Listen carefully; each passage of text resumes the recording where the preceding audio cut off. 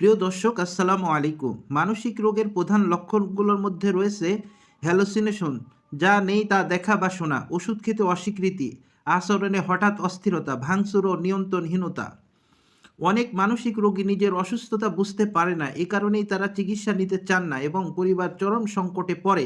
এই অবস্থাকে অবহেলা করবেন না। সময় মতো সঠিক চিকিৎসা শুরু হলে রোগীকে সুস্থ অবস্থায় ফিরিয়ে আনা সম্ভব।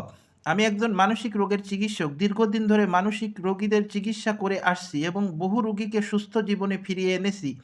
বাংলাদেশের যে কোনো প্রান্তে প্রয়োজনে রোগীর বাড়িতে গিয়ে আমি নিজেই চিকিৎসা করি এবং ধারাবাহিক ফলো আপের মাধ্যমে রোগীর উন্নতি নিশ্চিত করি। মানসিক রোগ কোনো লজ্জার বিষয় নাই, চিকিৎসা নিলেই সুস্থতা সম্ভব।